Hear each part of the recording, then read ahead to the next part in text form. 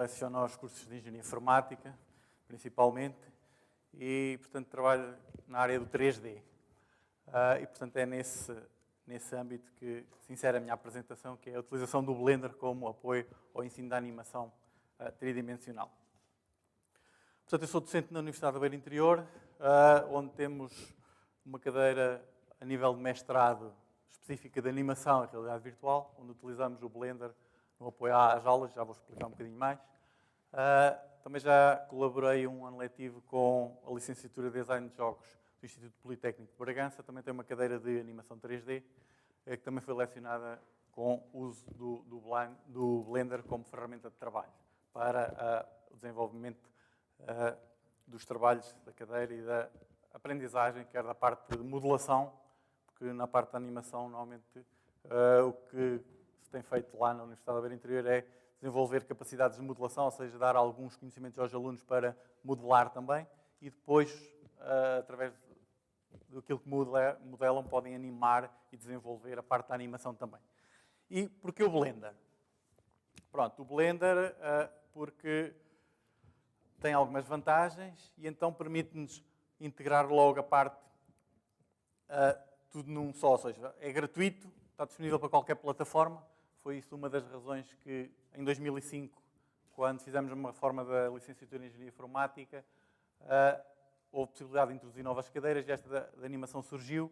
Era preciso então uma ferramenta para trabalhar na prática. Podíamos ter utilizado o Maya ou o 3D Max ou outra coisa do género. Do Maya tínhamos 12 licenças e queríamos ter pelo menos à volta de 30 licenças. E então na altura andei a pesquisar softwares e então na altura o Blender pareceu-me que satisfazia completamente. Tem as capacidades semelhantes às ferramentas comerciais e aqui se calhar só uma notazinha. Aquilo que eu noto diferente no Blender para as ferramentas comerciais é que nos pacotes comerciais já temos tudo pré-configurado. Se eu quiser simular o efeito da madeira, do vidro ou não sei o que, escolho lá o material que já está pré-configurado. No Blender, normalmente aquilo que temos de fazer é ajustar os parâmetros até obter o resultado final. É normalmente essa a diferença. Mas de resto, funciona corretamente. Além de mais, o Blender e normalmente o software aberto, os programas de software aberto, têm uma grande comunidade online e que os fóruns, os tutoriais, etc., há muita informação e que está disponível depois para os alunos, para toda a gente e para quem quiser aprender mais e poder. Claro que no âmbito da cadeira, eu não ensino propriamente, eu não dou um curso de Blender, certo? Eu dou um curso virado para a animação, onde o Blender é a ferramenta de apoio para eles aprenderem a modelar em 3D, que às vezes algumas pessoas têm algumas dificuldades em modelar em 3D, e há mesmo alguns alunos em que o 3D realmente não lhes interessa, na informática preferem redes ou outras coisas do género, e portanto têm algumas dificuldades com o 3D, a modelação, etc. E então nem todos os alunos estão vocacionados para esta área.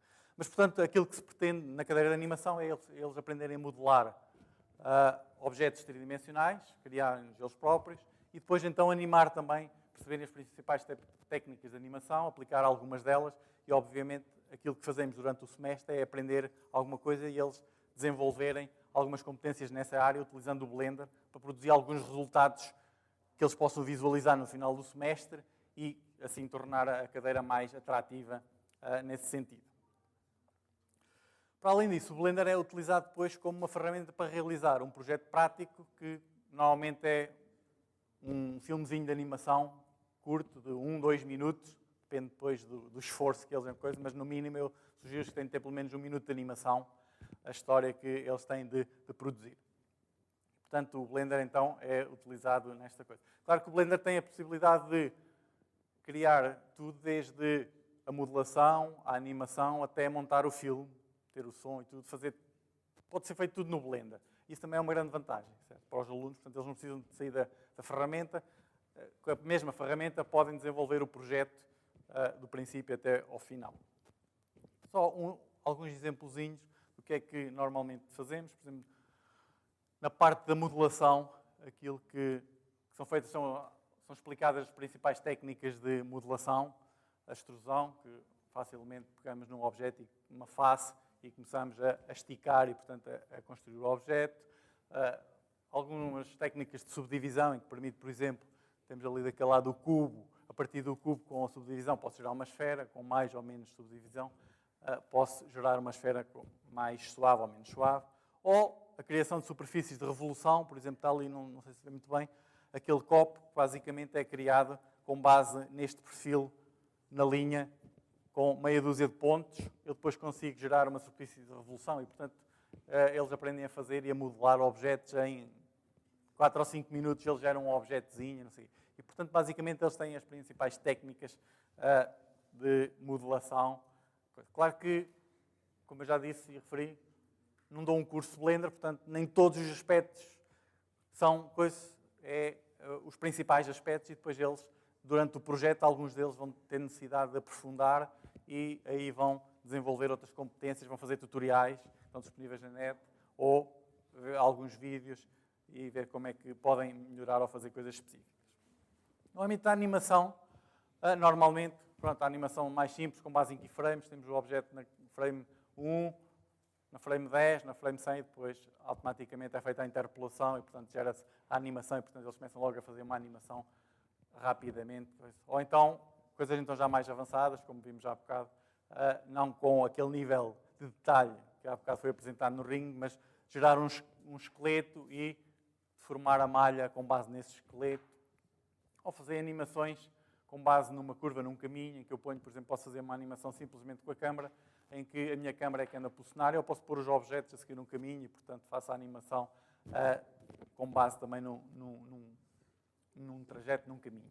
Portanto, várias técnicas de animação que são utilizadas e, mais ou menos, tentamos abordar um bocadinho de tudo. Quanto ao projeto, o projeto envolve desde a criação de uma historiazinha para suportar o filme, e essa historiazinha normalmente eles depois produzem um storyboardzinho que normalmente eu avalio com eles para ver se eles conseguem realizar aquilo ou não durante o semestre. Porque a cadeira tem um semestre, o primeiro mês, 2 meses é para fazer exercícios, para aprender as principais técnicas de modelação, animação, etc. E depois o resto do semestre eu vou introduzindo outros tópicos mais avançados, mas eles vão trabalhando na prática, vão já estar a trabalhar para o projeto e vão começando a modelar e vão começando a desenvolver o projeto. O storyboard serve normalmente para verificar, ok, isto é possível de fazer dentro deste coisa, ou então não é possível, vamos simplificar isto, e às vezes há alunos que querem logo fazer uma curta-metragem, não sei o quê e tal, e com coisas muito elaboradas, e depois não conseguem, porque ainda estão na aprendizagem durante o semestre, e portanto não conseguem, portanto têm de ser coisas um pouco mais contidas, porque é feito à medida que estamos a aprender e não no final do semestre. Se fosse, por exemplo, no caso de um projeto de fim de curso, ou no caso de uma tese de mestrado, aí as coisas seriam diferentes. Mas o Blender é utilizado para a criação de modelos 3D, não só no âmbito da cadeira de animação, mas também nas cadeiras de final de curso, primeiro ciclo, ou no final na realização das teses de mestrado. Este aqui, por exemplo, é um exemplozinho de um joguinho que corre no browser, portanto, corre em WebGL, em que, neste caso, era um joguinho de estratégia que o objetivo era ensinar como é que funciona o sistema circulatório, nomeadamente o sangue, as plaquetas, os glóbulos vermelhos, os brancos, como é que funcionava e, portanto, basicamente, tínhamos de conduzir ali estes vários tipos de objetos, ir apanhar o oxigênio e levar a um sítio, portanto, um joguinho de estratégia. Se vocês que tiverem curiosidade podem ver online, apesar da versão que está online é uma versão, não é a versão final, mas acho que está a correr. Ou outro tipo de aplicações, esta também foi uma aplicação feita em WebGL, que é no fundo agora a tecnologia que nos permite ter gráficos 3D que tiram partido das placas gráficas dos computadores, e portanto hoje em dia temos gráficos 3D mais rápidos, baseados no browser e utilizando o WebGL. Este é um exemplo de uma aplicação que foi feita basicamente para carregar modelos e um visualizador de modelos, que neste caso permite carregar um modelo qualquer que vocês tenham no formato OBJ, com textura ou não. Vocês carregam-no para aquele cenário, podem andar lá dentro, podem interagir com as luzes, mudar a cor da luz, a intensidade, etc. E permite carregar os modelos, qualquer modelo no formato OBJ. Pronto, mas como o objetivo não é eu ensinar-vos nada de Blender, até porque nestes 2 dias já devem ter aprendido muito. Eu vou-vos mostrar 2 ou 3 trabalhos daquilo que são realizados pelos alunos, algumas animações, filmezinhos, que foram realizados pelos alunos ao longo destes vários anos.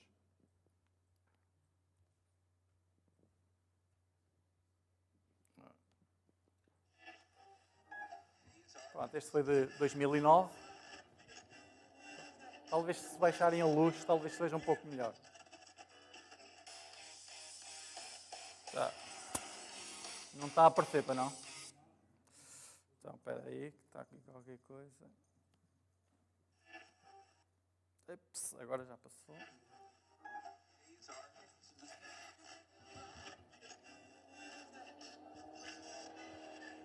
Pronto, este é um projeto da cadeira de animação.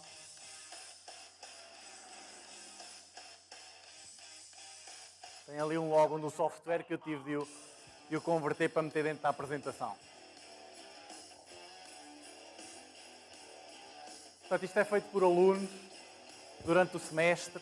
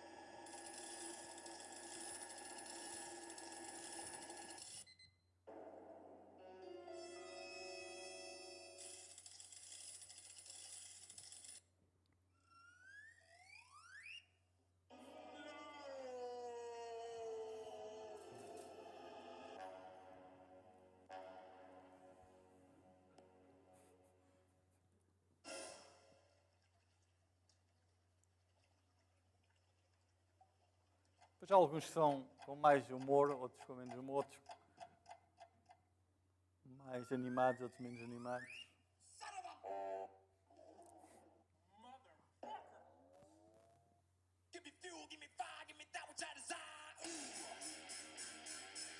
Pronto, uma das coisas que eu peço sempre é que eles no final metam os créditos, até porque eu às vezes apresento os trabalhos deles e, portanto... Portanto, este foi feito no Blender 2.4, 47, depois foi montado fora.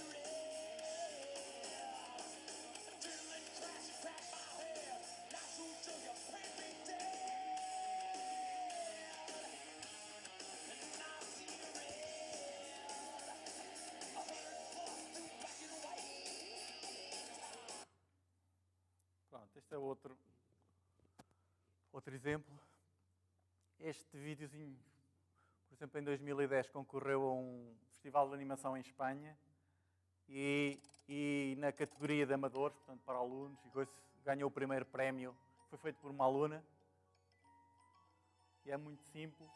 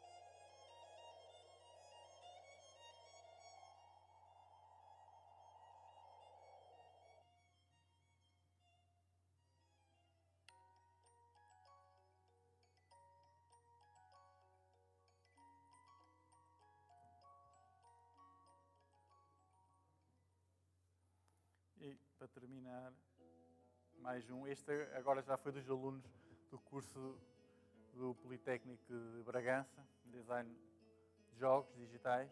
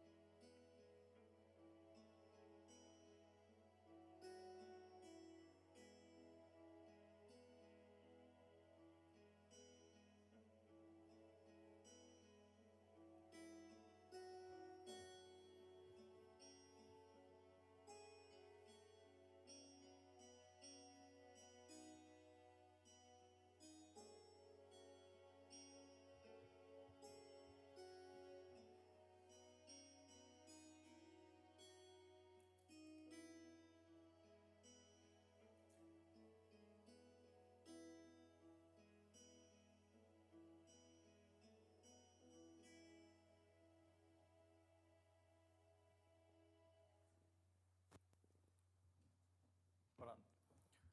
Podia ter trazido mais, mas também não havia tempo para... Se tiverem algum interesse, portanto, eu tenho um pequeno grupo de investigação que trabalha na área dos jogos, do 3D, e este é o site, vocês podem consultar online e podem ver alguns trabalhos feitos lá. Normalmente todos os modelos que nós criamos acabam por ser feitos no Blender e alguns deles estão disponíveis online, por exemplo, realidade aumentada, etc. Várias coisinhas.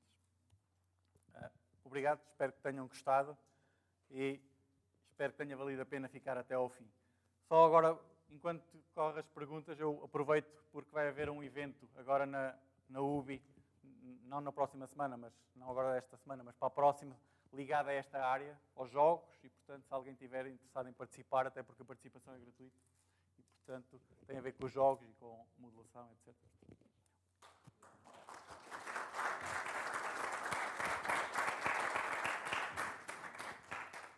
Do auditório, não sei se há alguma questão a fazer.